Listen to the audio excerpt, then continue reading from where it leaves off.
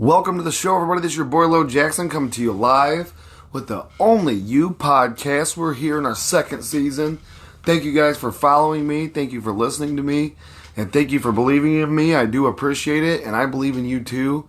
And this podcast is based on knowledge of books and the things that are inside those books that can encourage you to become a better person, to encourage you to not be so hard on those around you, and to obviously not be so hard on yourself.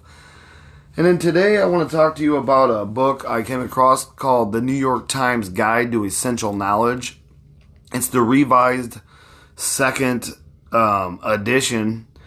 It was copyrighted in 2007, and I want to share this book with you guys today because I feel like when I read this, it was so much awesome stuff in here that I think everybody should know.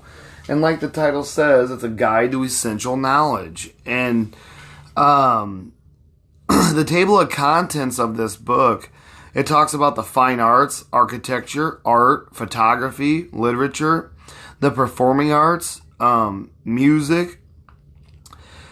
Oh, it's a great read, you guys, and hopefully, you'll go out there and check it out. It talks about film, dance, drama, science and technology. It goes on to talk about astronomy and all the different things in astronomy, biology, everything in biology that could help you know about biology, ecology, biochemistry, botany, zoology, the environment, geology, chemistry, physics, mathematics, psychology, medicine. And those are the two I'm going to share with you today out of this book, are psychology and medicine, because I feel like Western medicine is so, big pharma is so huge on pushing pills. And we see the commercials on TV that say, but this medicine could cause this and that and this and that and this, all these different side effects. And I understand that there are medications that the human body needs that are essential, that people cannot live without. But then again, we'll talk later about other things that we need to know about that may help us actually get down to the brass tacks of what's really going on with our bodies and why it's doing what it's doing. And I want to share psychology and medicine with you guys today. And also in this book, it talks about technology. Social science is a title that it talks about. So then it goes on to talk about anthropology, history, geography, government, law. And then another title it talks about is philosophy, religion, and mythology. And maybe I'll include this on another segment because there's so much awesome information in this book. And this is the second revised edition, so it's pretty up to date. I mean, it's still relevant, you know what I mean? Philosophy, religion, mythology. It goes on to talk about economics and business. So then it talks about economics, business, finance. It talks about media, print media, electronic media, sports, golf, tennis, soccer, horseback riding, all the great sports out there. And I wanted to share this with you because it's a wonderful, wonderful book written by probably 50 different people, honestly. And the introduction's by William Safire. We float on a wide sea of misinformation, which also contains dark currents of disinformation, fishing for tiny bits of truth to nourish our body of knowledge. Mustn't drink from the salty water of error. In fact, it's redundant to speak of true facts, because if association is untrue, it's no fact at all. A saying attributed to Mark Twain makes the following point. It's not what we don't know that hurts us. It's what we know for sure that just ain't so. The sage quotation, supposedly from Mr. Clemens, can be found all over the internet. Just key in Mark Twain and ain't so, and the floodgates will open. It is not a fact that he said it. Indeed, A call to the Library of Congress revealed that his completing humorist Josh Billings was the author, but that it is attributed to Twain is demonstrably a fact. Before each of us can decide what we need to know, we should get a handle on all the factual detritus that we don't. I recall a pre-briefing given some years ago to the White House press secretary by his deputy, a talented young woman who went on to become a television news personality based on a turgid, data-laden economic speech I had written for the president. As she unleashed my stupefying torrent of data, the press secretary held up his hand. If you tell me one more fact, I'll forget the first one you told me. If that's not the way the human brain works, right? I think we all struggle with that. Although neuroscientists using the latest imaging technology have yet to discover the who needs this memory pathway out of the hippocampus, they are bound to find it soon enough. Cognition experts hypothesize that rather than the quantity of memories tucked away, it is the chemical and electrical connectivity of accurate memories, the pattern they form, which makes us smart, capable of formulating new ideas. The trick to becoming profoundly knowledgeable is knowing where to go to get the salient, reliable, accurate information we need at the moment we need it, and presented it in a way the average guy can understand it. And like I always say, in layman's terms, guy is now a unisex word. We are not quite dealing with the question posed in the most mysterious book in the Bible. Where shall wisdom be found? Job 28:12. Instead, busy learners ask, where do I look to quickly grasp a subject far beyond my kin? And that's what we got to get out of the norm of, is the things that we're raised up in with people who, well, especially for, people that are less fortunate than people with money, because they're brought up in environments where people aren't totally intelligent about every single thing, but they're intelligent more about the necessities of life than people with money, though, because then with money you can hire people to do things for you and stuff like that. Excuse me. Answer. Sometimes it's a human source, a specialist willing to save you time with a fast, far-going facts, as in the above-mentioned Twain Billings episode, or if you are not on deadline, steer you to a wellspring of wisdom. Your source can also be warmingly robotic, the little search engine that could, able to dump you its core in a blinding flash and wish you good luck in a wadding through your download. Or your source can be a book, the name taken from beechwood tablets carved with runes, created or regularly revised and updated by editors and writers whose job it is to think about what expertise should be readily accessible to people determined to remain non-experts. I like dictionaries.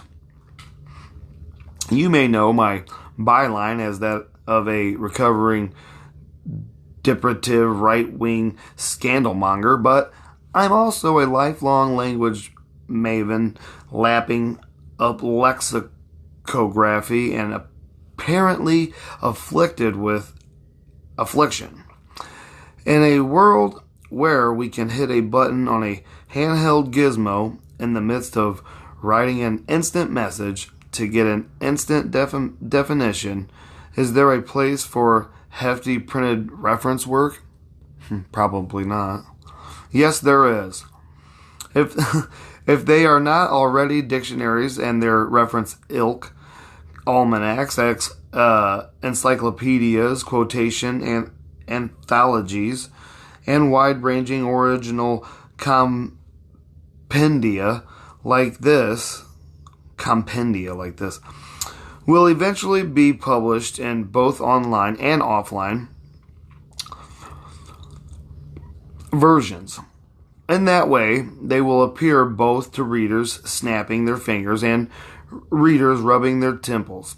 But the book form will always have the advantage of easy browsability. When looking up a word, a fact, a quotation, I browse around the page. Browse began as a noun for the tender shoots that appeal to gazing cattle. And that's where the word came from, browse. To see what else is new, it's what I not only need to know, but enjoy finding out about. This places me, and perhaps you, among the group of pioneers engaged in a serrated edge technique of acquiring needed data. Savoring the tastiness of complex nomenclature, we call the newest information management design unitasking. Follow the way it works. We turn off the surround sound, unplug the coaxial cable, stuff the iPad under the seat cushion, and shut down the laptop. We unthumb the personal digital assistant, wipe the screen of the home theater, dispense the cellphonic communication, cut off the controversial interruption, and then alone, and free at last, crack open a bound copy of printed pages and read. And you guys, I want to tell you that when you do this, when you shut down, put away, and you force yourself to open a book, and your body, your whole entire genetic makeup, your mind, your eyes, your spirit, all the chemicals in your body, when you pick up a book and read an adventure, or you read something about psychology, whether it be a magazine, whether it be a book, you get down to the general, wonderful, peaceful, calming meditation of the human psyche. And I do mean that. And a book does that to you. And that's why I encourage you guys to run out and read and try to find things that encourage you to read, because there's books that will obviously be boring to you. If you don't like numbers, don't go get a math book and learn how to read about math. You're not going to read it. But I find psychological terminology books and self-help books some of the greatest and most informative things that I've come across that are just very wowing, that it opens up my mind to be able to understand myself better and all my past traumas and abuses, that, I am somebody and I do matter and I have a right to know these things about myself, and you do too. And back to Guide to Essential Knowledge by the New York Times, the second revised edition. Thank you for tuning in. This is the Only You podcast, and this is your boy, Lo Jackson. Thank you for following me, and thank you for sharing me, you guys. And thank you for always tuning in and listening. I do appreciate it. That we're on our second season here. By thus employing the technique of unitasking, we harness the power of intracranial conception and absorb personally selected data at warp speed. It helps when the egonomic assemblage of intellectual architecture and the bound volume is organized using the latest principles of taxonomy, which that's just a basic way of saying that it's an easy way to assemble lots of learned intellectual things about your mind into an easy, understandable formation or format. Unfamiliar words belong in this desk reference for the curious mind. As every webmaster should know, taxonomy, which once went by the name of systematics, is, as I defined it, the orderly classification of the subjects in the universe of knowledge according to their natural relationships. In medieval times, as the Times Guide instructs under Western philosophy, clerical overemphasis on such categorizations caused the Friar William of Ockham to reach for his simplifying razor. You'll find taxonomy in your dictionary between taxi squad and taxi shelter, and interesting serendipitous diversions. Probably read. Oh, excuse me. I'm sorry. This is this is why the book you hold in your hands or rest in your lap is worthy of a place on your bookshelf. Its essence is essentially, surely, not all there is to know, and not even all we wish we had time to study, but most of what we need to know when and if the occasion arises when we need to know it. And that's what I want to tell you guys, is that's why I chose this book, is because when we get into conversations with other human beings, there are people out there that want to make you feel less than. So when they spit out their knowledge and they use their knowledge as an ego trip, even though they probably don't even realize that they do it, or they're making everybody around them feel less than, they're trying to be proud of themselves by showing how much they've learned, but then it makes everybody around them feel less than. But anyways, back to the Guide to Essential Knowledge, and that's why I chose this book, because it's BAD, bad.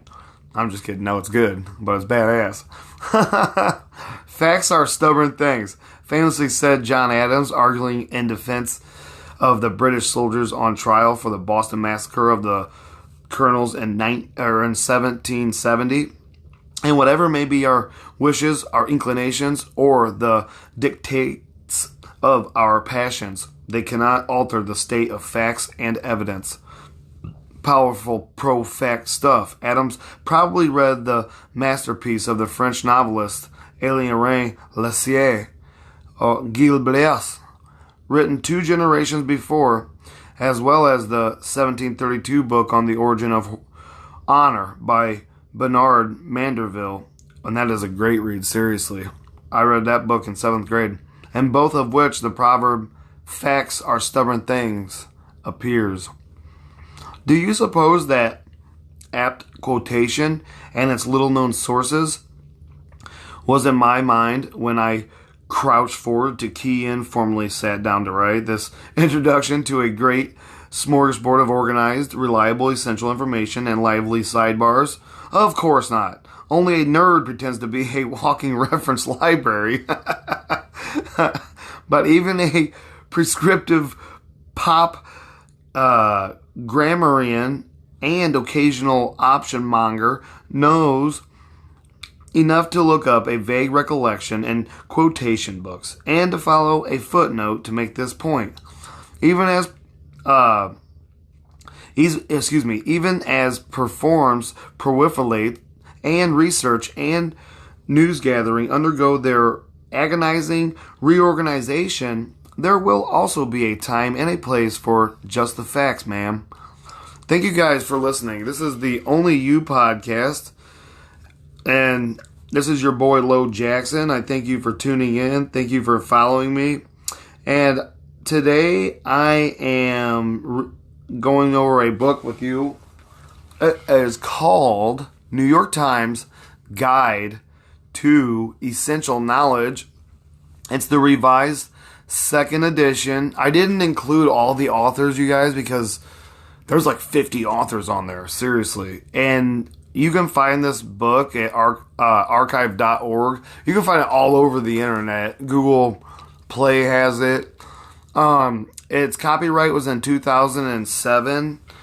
And I'm thank you guys for like always listening. Thank you for always following me. And I want to share with you this book. And I chose this book just for the fact that it really is so jam-packed, full of amazing information that I really seriously, I never had any idea existed. And when I came across it, I thought, whoa, I'm totally doing a pod on this, because I think everybody deserves to hear wonderful information that they never would come across unless they listen to it on a podcast. And I'm thankful that I'm able to share this information with you guys. And thank you for following me, and thank you for sharing me. It's your boy Lo Jackson, and I'm coming to you live. I like to do them live because it's really me, and I stutter and I stumble through my words sometimes. I get lost, but hey, I'm delivering some pretty powerful information to you guys, and hopefully maybe one day it'll reach somebody and teach somebody, and we can grow on from there. And this is psychology. Areas of psychological research. Psychology, literally study of the mind, is the scientific study of mental processes and behavior in humans and other animals. Psychiatry, on the other hand, is the branch of medicine that specializes in mental health. Psychology is intimately related to biological and social sciences. There are 5 main branches of psychological study, and that is biopsychology examines the biological foundations of behavior and mental processes, or the interconnection between the body and the mind. Important subfields of the biopsychology include behavioral genetics, the study of how various characteristics and mental illnesses are inherited. Behavioral neuroscience, the study of the links between behavioral and the brain and the nervous system. Cognitive neuroscience, the study of how activities in the brain correspond to operations of the mind. Comparative psychology, the study of the behavior among different animal species, including humans. Ethology, the study of animal behavior in natural habitats. Evolutionary psychology, the study of the origins of various human behaviors. And psychopharmacology, the study of how drugs affect mental functions and behavior. And that's something I actually got to learn about when I went to college. I took a class on psychopharmacology. So, and that's like, Western medicine. Clinical psychology is concerned with the study, diagnosis, and treatment of mental illness and other behavioral and emotional disorders. This is the largest field of psychological study. The goal is to design non-drug related treatments for all types of psychological disturbances. Clinical psychologists have developed many successful forms of therapy, including psychoanalysis and behavioral therapy. Cognitive psychology is the scientific study of how people acquire, process, and use information.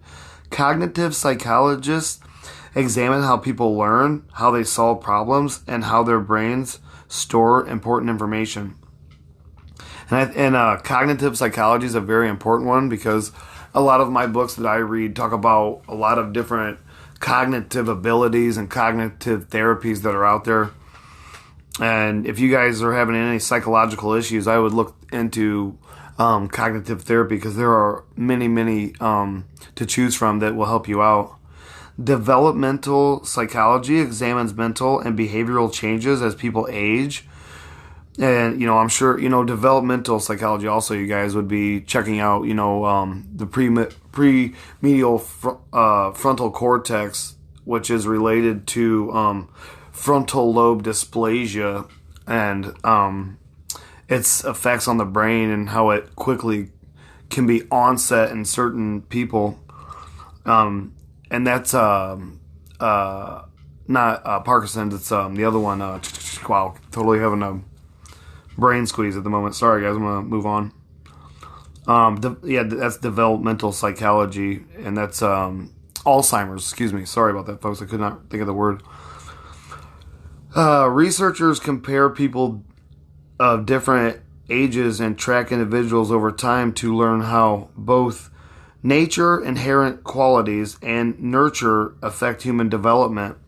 And there's also a lot of nature and nurture therapies out there that you can look into also. Social psychology is the study of how people think, feel, and behave in social situations. Social psychologists observe individuals in both laboratory and real-world social settings to determine how people interact with one another.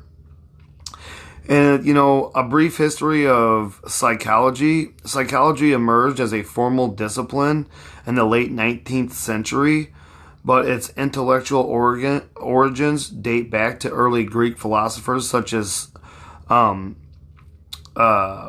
Plato, Socrates, and Aristotle.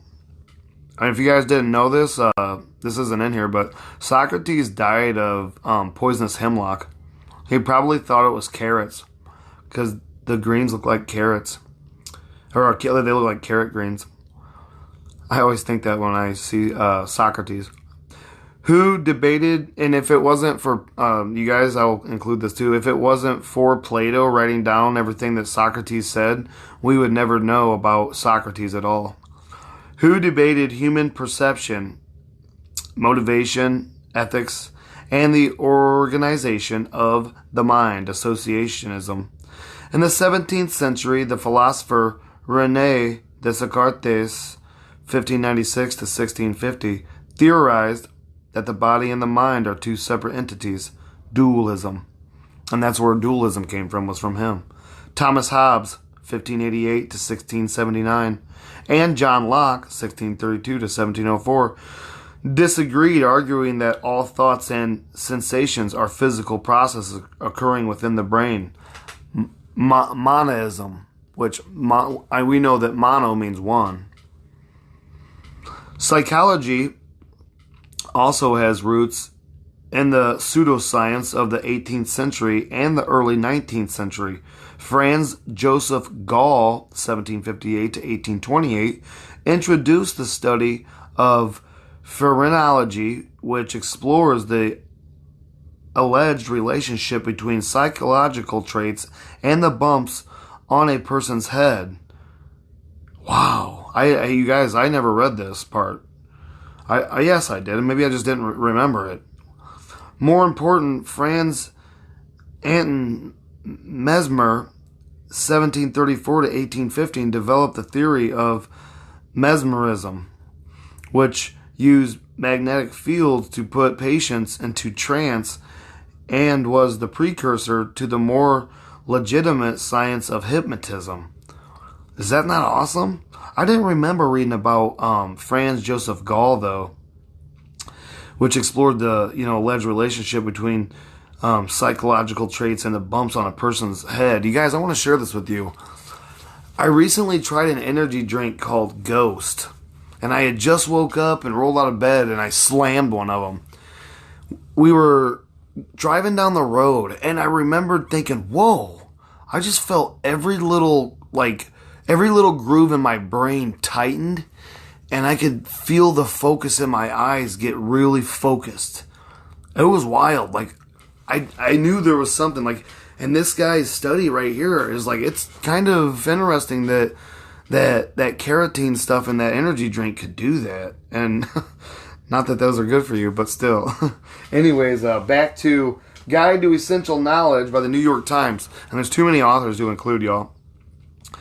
The psychological roots of modern psychology date to the late 19th century when naturalist Charles Darwin, 1809 to 1882, and his theories of natural selection invited comparisons between humans and animals in later psychological research. Concurrently, surgeon Paul Broca, 1824 to 1880, the neurologist Carl Winnick, 1848 to 1904, discovered the relationship between physical damage to the brain and specific changes in behavior, while neurologist Jean Martin Charcot, 1825 to 1893, discovered that patients with central nervous disorders could be cured through hypnosis. The birth of modern psychology. The birth of modern psychology is often said to have occurred in 1879 at the University of Leipzig, where physiologist Wilhelm Wundt, 1832 to 1920, established the first laboratory dedicated to the scientific study of the mind. Wundt taught thousands of students, established the first scholarly psychological journal, and introduced the scientific method to psychological studies. Wundt's progress was mirrored in the United States by William James in from 1842 to 1910, a professor at Harvard University who in 1875 offered the first academic course in psychology. In 1890, James published Principles of Psychology, a groundbreaking 2-volume work that solidified his position as the founder of American psychology. Like Wundt, James taught many students who made their own contributions to the field of psychology. James also developed one of the first schools of psychological thought, known as fundamentalism, which proposed that the goal of psychology is to investigate the functions of consciousness, the purpose of human thought. The goal was contradicted by the proponents of structuralism, led by one of Wundt's former students, Edward Bradford Titchener, from 1867 to 1927. Structuralists believe that the goal of psychology is to identify the basic elements of consciousness and thus define consciousness itself. Other scholars followed Wundt and James in developing the new field of psychological study. In 1885, Hermann Ebbinghaus, from 1850 to 1909, pioneered the study of memory, using nonsense syllables to examine how humans retain information. In 1896, Lytner Whitmer, 1867 to 1956, opened the first psychological clinic. He later founded the field of clinical psychology. In 1905, Alfred Binet, 1851 to 1911, devised the first intelligence test. This test was later revised by Stanford University psychologist Louis Madsen Terman from 1877 to 1956, and is now known as the Stanford-Binet intelligence test. I think this is Stanford-Binet intelligence test. In 1912, Max Wellmenheyer, 1880 to 1943, inspired the Gestalt psychology movement. The Gestalt psychology movement, which theorized that people tend to perceive organized patterns that are different from the sum of isolation sensations. And we're going on to psychoanalysis as the next title. The most influential early figure was Sigmund Freud, 1856 to 1939, and he is one of the biggest in psychology, because all the books that I read, they are really Freudian based, which I say this in all my podcasts. Freud believed that all of your past traumas have helped form you into who you are today, and any types of personality disorders or behavioral problems that you have, Freud's theory says that it can be related to any of your past traumas or things that have gone on in your life. A neurologist by training, Freud formulated the form of psychotherapy known as psychoanalysis, which became one of the most influential schools of thought in the 20th century. Freud developed his theories when treating patients who appeared to suffer from certain ailments but had nothing physically wrong with them. He discovered that these patients' symptoms would often disappear through the use of hypnosis, or even through talking. In his book, The Interpretation of Dreams, published in 1889, Freud proposed that people are primarily motivated by unconscious forces. By finding a subtle outlet for these unconscious motivations, a person can develop a more healthy personality. And that's why there's books that people write about how to, make a recording on your phone and put your headphones on while you go to sleep and record yourself, saying words of encouragement, or record yourself of, I'm going to be the best at work this week. I'm going to be all I can be. I'm going to do this. I'm not going to do that anymore. I'm done doing that. And that's a command. When you command your subconscious mind that you will not do that anymore, your subconscious mind cannot, it can't say no to your voice because it's you. And your subconscious mind is never going to turn on itself. And I'm sure there is a possible way with, an irregular behavior. I'm sure it does. But anyways, back to Guide to Essential Knowledge by the New York Times, you guys. This is a great read. Hope you'll rush out and grab it and read it. Get involved, man. Reading's great for you guys. Freud developed his theories when treating patients who appear to suffer from certain ailments. To probe the unconscious mind, Freud developed technique of free association. In this form of psychotherapy, patients recline on a couch and talk about their dreams and anything else that comes to mind. The analyst then interprets these thoughts to determine their psychological significance and reveal their latent content. Freud's theory of sexuality, and this is huge. This is taught in many colleges all across the world. I can remember my cousin when he came home from college and he learned about it. We talked about it for probably almost 3 days because it's wild. It's creepy, kind of, but it has some fact to it, In 1905, Freud published the landmark work,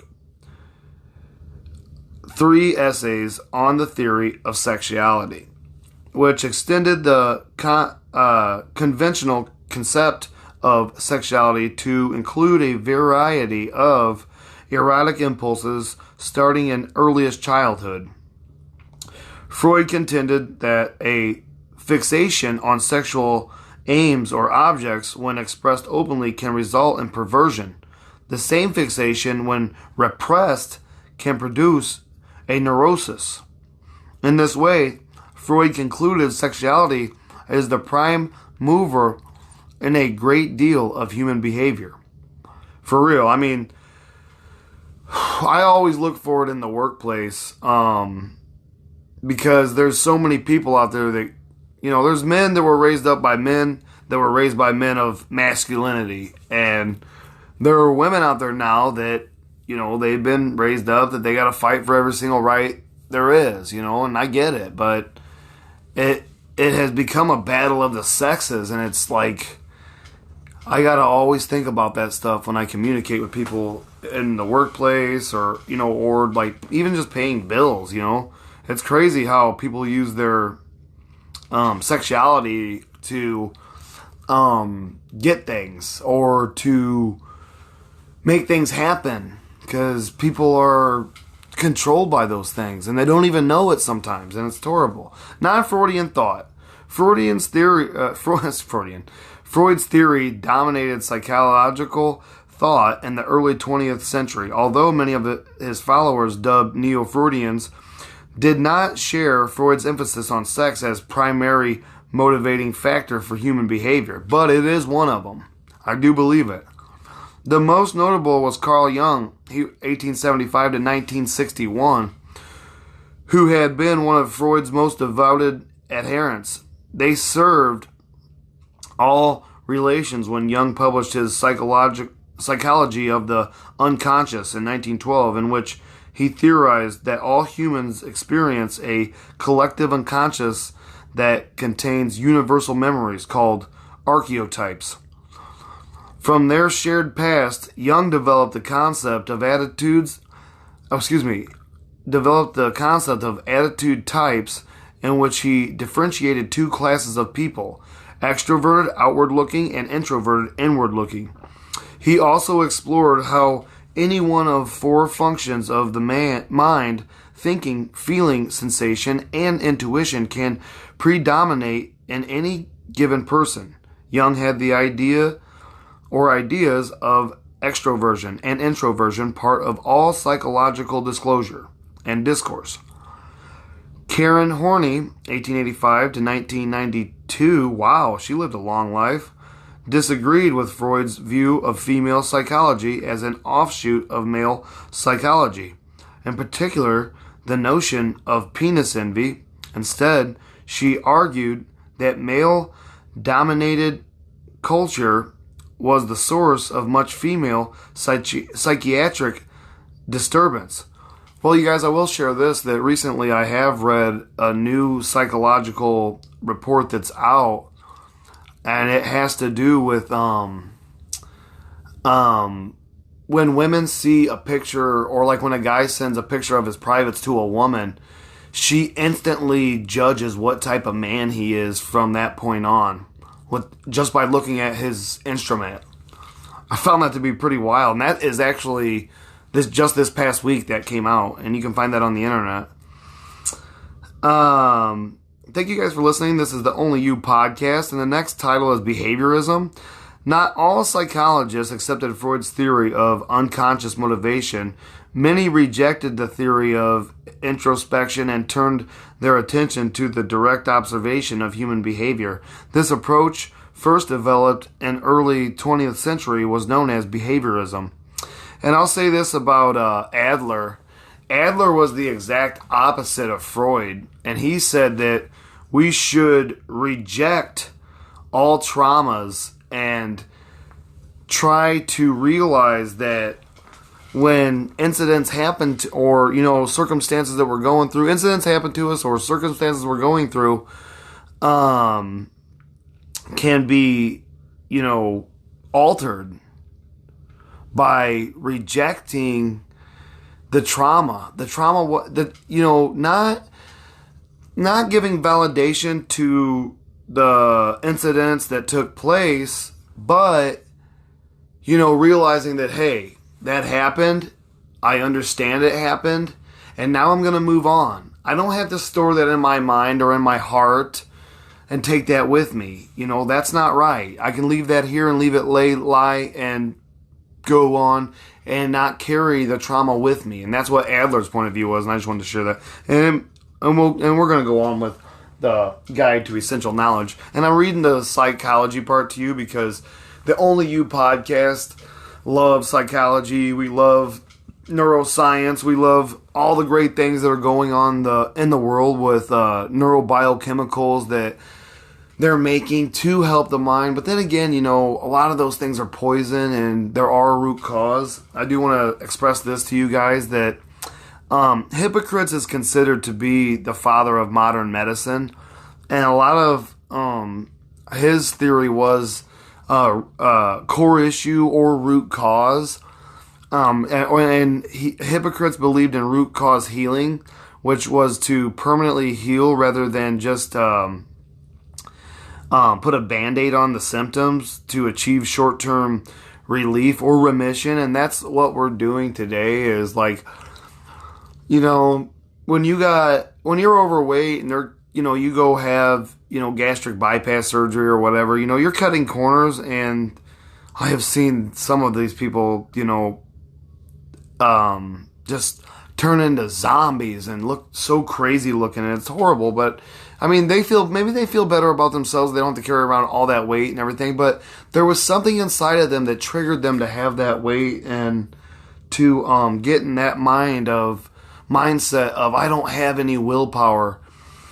And that's a lot of books don't talk about willpower. And once a person gives up willpower to a chemical or an agent, it's hard to get to the root cause after you do those things for 20 years and they morph into the most horrific things, like obesity and, or drug addictions. Look at people, they're so skinny and crazy looking but in reality, had the person that was obese had the proper coping skills to get through whatever it was that, that they were holding on to, because they were harboring those traumas, and they were, whatever happened to them, it made them build parameters that literally took away their willpower, and they shut down, and then they found comfort and something they could control, and that was how much food they allowed in their bodies, and Had they been given the coping skills of, hey, I'm here to talk about it.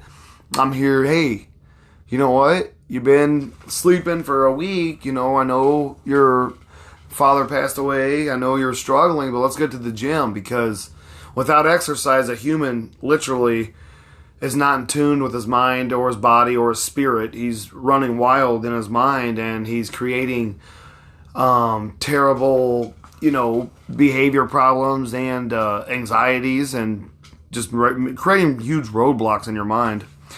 The law of effect and classical conditioning. In 1898, Edward Lee Thorndike, 1874 to 1949, conducted a series of experiments on how animals learn various behaviors. This led him to propose the law of effect, which states that behaviors that lead to positive outcome are repeated, whereas those followed by a negative outcome are abandoned. In 1906, Ivan Pavlov, and anybody that's wanting to study psychology or addiction or anything like that, you'll always learn about Ivan Pavlov. He's huge. 1849 to 1936 expanded on Thorndike's theory when he discovered that dogs would salitate in anticipation of food. And this is the trigger theory, you guys, based on the ringing of a bell before being fed. He named this form of learning classical conditioning, in which a person or animal comes to associate one stimulus with another. Later research found that this basic process explains how people from certain fears and prejudice. These early studies were codified in 1913 when an animal psychologist, John Watson, 1879 to 1958, published a paper entitled Psychology as the Behaviorist Views It, followed the next year by the book Behaviorists and Introduction to Comparative Psychology. Watson redefined psychology as an objective branch of natural science with its goal the prediction and control of behavior. He stressed observational technique and the use of animals as psychological research. And like I said in my last podcast too, I read recently that there's a new study out this past week that dogs actually cause anxiety and depression in people. It's like they are good for people, but then they also cause people stress and depression too. Because think about all the accidents over a 10-year period with a dog. Think about all the stuff they chew up and all all the wild things they do. But hey, man, I love dogs, and I know everybody out there does. I don't know. There's a lot of cat lovers too. I don't mind cats, but I'm more of a dog person. After Watson, the primary proponent of behaviorism was B.F. Skinner, 1904 to 1990, you guys, who coined the term reinforcement to describe how animal and human behavior is motivated in a process he called operant conditioning. Skinner and his followers applied these theories to attempt to modify behavior in the workplace, the classroom, and other social settings. This technique became known as behavior modification. Thank you guys for listening. This is the Only You podcast, and I am reading to you now called New York Times Guide to Essential Knowledge. Please rush out and grab this. It's in all the norm of places. You can grab your reading books. I got it from archive.org. Post-behaviorist psychology. By the middle of the 20th century, many psychologists found it difficult to resolve the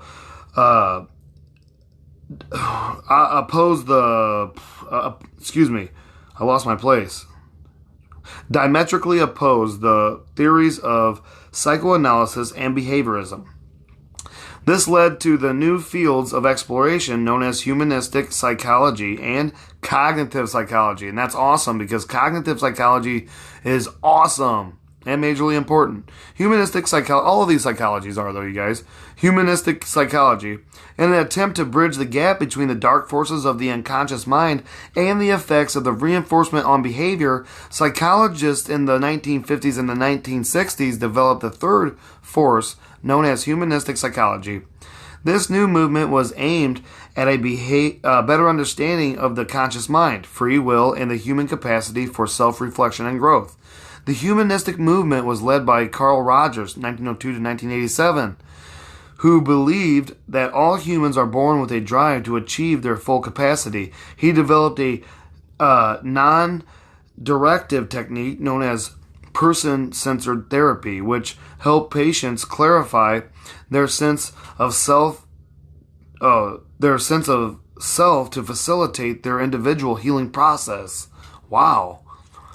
You guys, and I'm telling you about this stuff because in reality, if you guys wanted to try any of this stuff, you could Google these words and Google these therapies and actually find ways to heal yourself, or at least start the process and understand why you're acting and behaving the way you are, or why your life is going the way it is, whether it's going good or the way it's going bad. There's things that you still need to know about yourself even when your life is going good.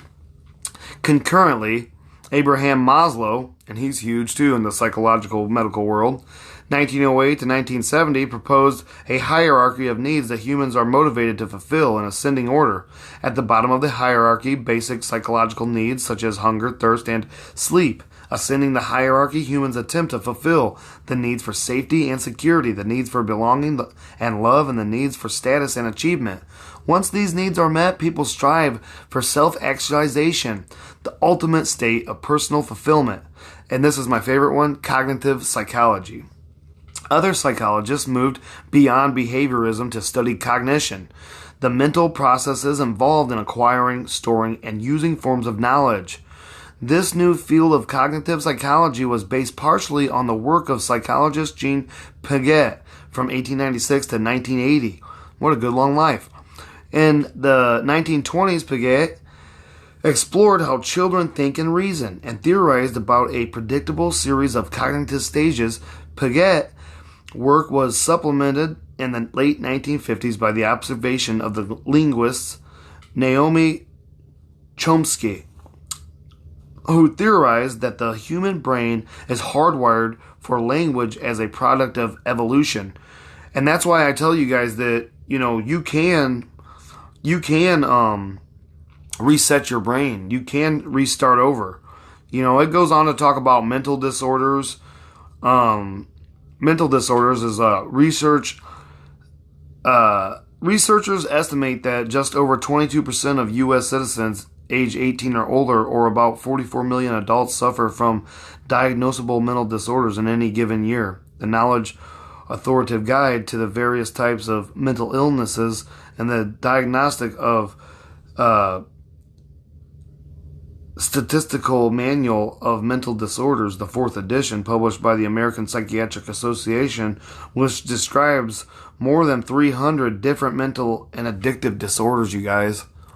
That's important. Anxiety involves the inability to cope with excessive apprehension, worry, and fear. Symptoms are long-lasting and often socially disruptive.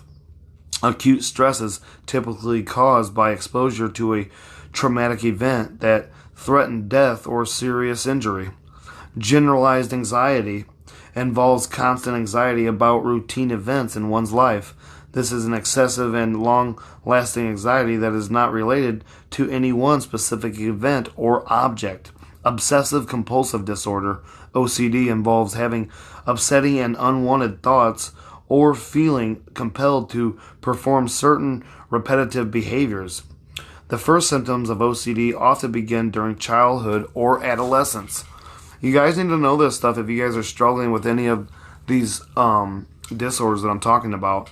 Panic disorder, and it's a result. Panic attacks are marked by sudden, intense terror, often manifested in such physical symptoms as rapid heartbeat, shortness of breath, chest pain, dizziness, and sweating. A lot of people think that they're having heart attacks, but in reality, they're having a panic attack, or it could be also anxiety does that too. And anxiety and panic are two totally different things, you guys. And that's why you guys have to get educated on this stuff. And thank you for listening. This is the Only You podcast, and this is your boy Lo Jackson. And today I'm going over the New York Times Guide to Essential Knowledge, and I wanted to share this on my podcast because this is our second season, and I want to dive more into things that are going to help you get better as opposed to just, doing book reviews based on psychological books.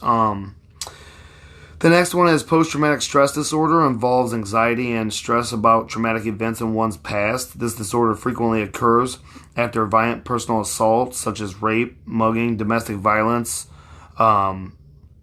That could be also, it could be war, all kinds of different things. And I've said before that now they're using microdosing with ecstasy or MDMA, psilocybin mushrooms. A lot of bills are on the floor in many different states trying to get psychedelics passed as a treatment for PTSD. And the U.S. government used to send our troops that would come home with PTSD back in the early 2000s, mid 2000s, to the jungles of Brazil and feed them pure MDMA. And after one treatment, they were actually totally exonerated and left with no PTSD at all. The next one is childhood disorders. Many psychological disorders found in children involve psychological disorders. Although many of these disorders have no physical causes. Asperger's disorders is a milder variant of autism disorder characterized by social isolation and eccentric behavior, as well as impaired social interaction and verbal communication. Treatment is typically psychotherapy and various drug therapies. Attention deficit hyperactivity disorder. In reality, Donald Trump suffered from ADHD as a president, and that's why he talks so much. And he was also an inspiration personality, or no, an inspiration behavior type. And that's why he talked and hollered and got all wild and crazy and get all upset when people would act a certain way, because he's a yellow behavior type predominantly. And ADHD is one of the most common mental disorders in children and adolescents, affecting an estimated 44% of youngsters ages 9 to 17. Symptoms include difficulty in paying attention, not seeming to listen when spoken so directly, inability to follow through on tasks or finish schoolwork, persistent fidgeting, and excessive talking. Treatment is typically medication, stimulants, and behavior therapy. Autistic disorder, also known as autism, affects a child's ability to communicate, forms relationships with others, and respond appropriately to the environment. And I have a son who's autistic, and I had some Mexican friends over, and I remember I had talked, I can't remember what I said. I said, I think tonight we're going to have Mexican food for dinner. I remember my son, he said it. Oh, so embarrassing. We were so embarrassed because he was like, I hate Mexicans. And everybody just stopped silently. I was like, Chase, no, But he apologized really quickly because he is the highest functioning level. Oppositional defiant disorder is a pattern of hostile and defiant behaviors lasting at least 6 months. Children with this disorder often lose their temper, argue with adults, and refuse to comply with adults' requests or rules. And they have just huge authoritative figure problems. Separation anxiety is characterized by inappropriate or excessive anxiety concerning separation from home, family members, or close friends. Tourette's syndrome. Tourette's is a neurological disorder characterized by tics, involuntary, rapid, and sudden movements. I used to know a guy that he had gotten into a serious trouble, and every time he'd talk, his head would flip back, and they started calling him Twitchy because he would twitch the whole time he talked to you. And it was Tourette's, but it was a stress disorder, really brought on by stress. And thank you guys for listening. They got cognitive disorders listed on here: delirium, dementia, multi and fractional dementia, dissociative disorders, depersonalization disorder, dissociative amnesia, dissociative fatigue, dissociative identity disorder, eating disorders, anorexia, bulimia, and tons more. Thank you guys for listening, and hopefully you'll rush out and grab this book. It's a great read. Thank you for following me. Thank you for being my friend. Thank you for tuning in. And I'm having a good time doing this. I appreciate you guys. I I got a message from somebody on my podcast that was so heartwarming, and I was so grateful that they said that they really appreciated my readings. And I just want you to know that meant so much to me. It really gave me a lot of encouragement because I'm trying to rebuild the podcast right now and do something different so I can get more help to you guys. Thanks again. I do appreciate it.